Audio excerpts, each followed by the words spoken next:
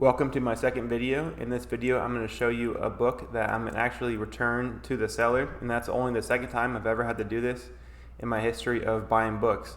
And the reason I'm going to do that is because, if you could tell here, the first thing you notice about this book is it's not a book, and it's a bunch of paper on a binder.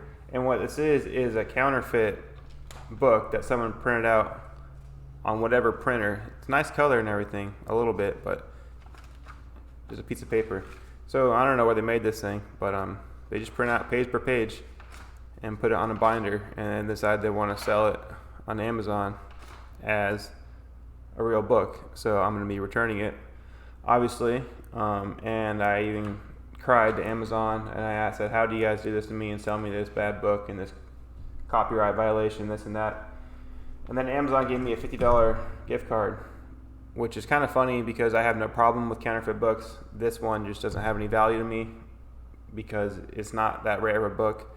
And I'm going to show you right now some other counterfeit books I do have, and I do enjoy owning those books. But this one, unless they offered me a very small price for it, it's not worth it, and I would rather send it back.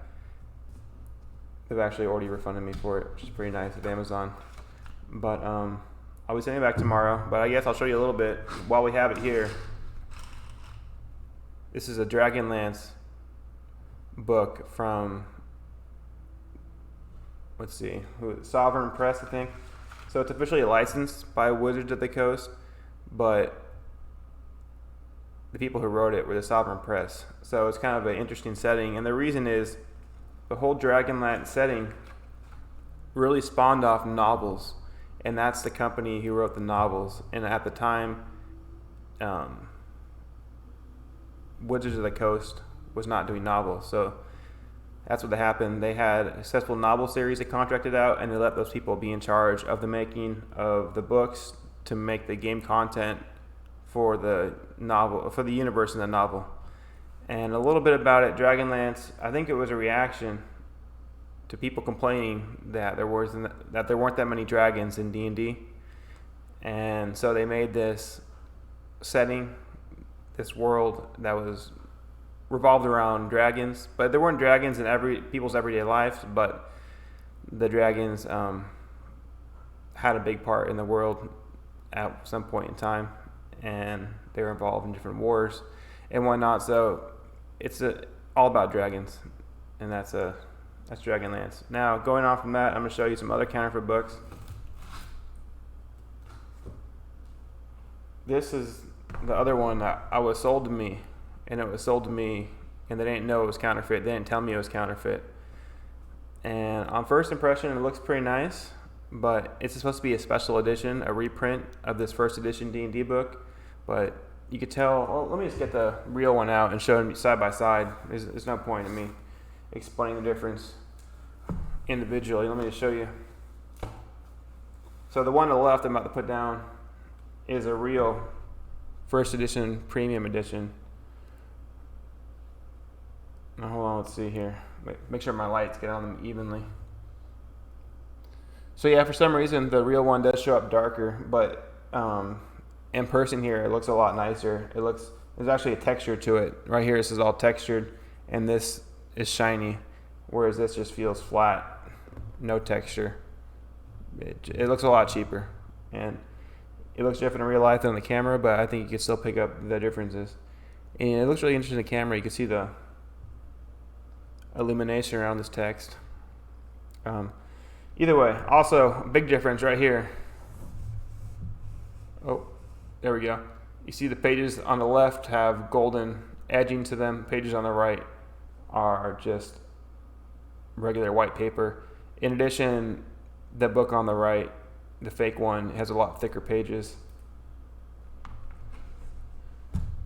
And last but not least, the real one is going to have somewhere. Okay, I just saw this thing. Here it is. Oh wow. I don't know.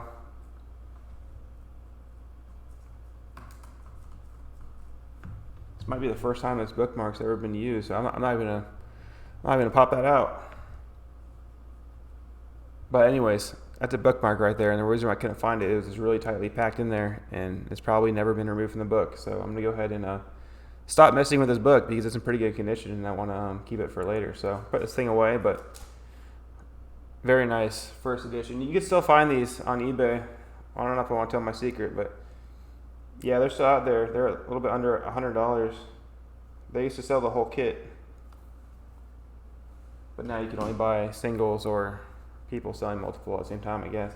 Anyways, if you look at the counterfeit, well, we'll start at the beginning. Yeah, so it has all of the original publishing information, but on the very back, it has an interesting. Let's see if I hold it closer to the camera. Oh, geez. That's not gonna work out. But maybe you could zoom it or something. But it gives this little printed in the United States, and it gives a QR code and says information can be obtained at icgtesting.com. And maybe I'll link it later on, but I actually went to one of these websites and put in the code and everything, and it just told you really where it was made, where the book was printed. But these are some weird things. Also, this barcode in the back is not on the original. So it's really obvious to tell if you're dealing with an original book like that or not. Second, and the first counterfeit thing I ever saw before I even knew about a counterfeit book was this one right here. Now this is my favorite counterfeit product. This is a Spelljammer book, and I'll show you why that's weird in a second here. But it was advertised as a book, and I thought it was kind of weird that it was a book because normally it's a box set, but this is a counterfeit book where they took everything that would be included in the box set and then put it in to a hardbound book. And you see they have full color pages, and what these are the covers of the little booklets that would have been inside the box. Those are full color, so they're full color here, but the rest of the book is black and white, just like the original. I'll show you the first page too. Lore Book of the Void. And this Spelljammer is really an amazing D&D setting, and for a lot of reasons, including the fact it connects all of the other settings, because in the Spelljammer setting, you're going to be able to go into space in a fantasy environment, and with that, they connect the different worlds they establish with D&D, as if we're living here on Earth, and on the other side of our galaxy, there is some kind of other civilization that we're disconnected from. Not two different realities, because we're still in the same reality, but we're just so far apart, and we don't have the technology to see each other. Well, Spelljammer gives you that technology, and that's just the least amazing thing about the setting. One of the best things is also, like Dragonlance, it has novels, 6 novels, and they're amazing books that I recommend anyone to pick up, but we'll talk about more of that later. Also, well, it's time to show you guys the original one now, before we get any further than that. So there you go. There you have the book. See how that is? It's a regular book. And this is not the same product because I don't have the box for the Spelljammer. But this is a box that was released a couple years later. So kind of like a supplement. But it's the same concept, and the way that this originally was packaged is just like this. So you see what I have here is a box.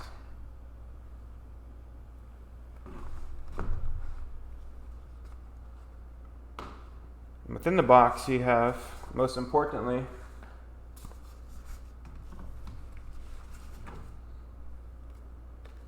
your little booklets, and these are what were inside the big book with the full color page. See, like this would be in full color, and then the rest of the book is in black and white.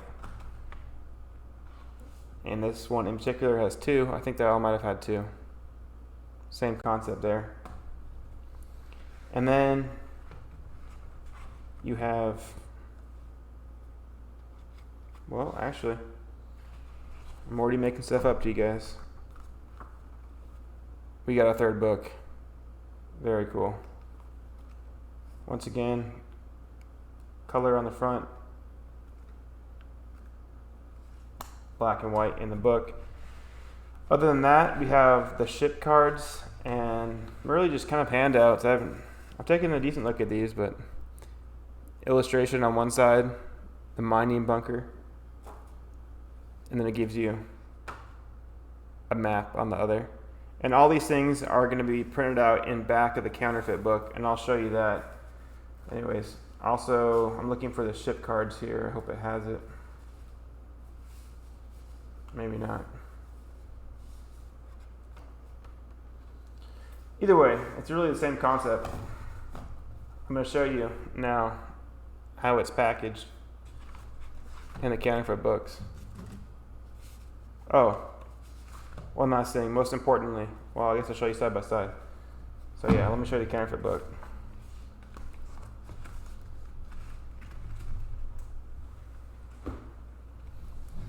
If we go to the back of the book, all those cards I showed you,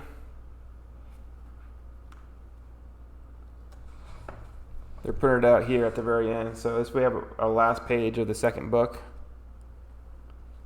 and it just goes right into the card. So these are ship cards, talking about the different kind of ships that you can find in the spelljamming universe. This one obviously looks like a hammerhead shark, and it's a pretty sturdy battleship.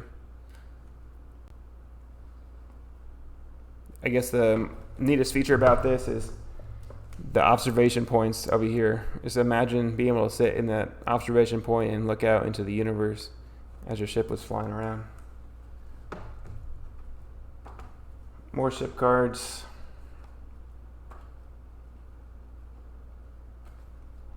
Pretty much everything is printed out in the book, which makes it inconvenient in a lot of ways. And this is what I want to show you about that. So this right here is printed out in the book. It's a map. And you see it's on multiple pages. It takes 4 different spreads. Now, let me show you how you get it in the originally packaged way. Which I don't know how best to show this. Let me see, maybe probably my big camera here.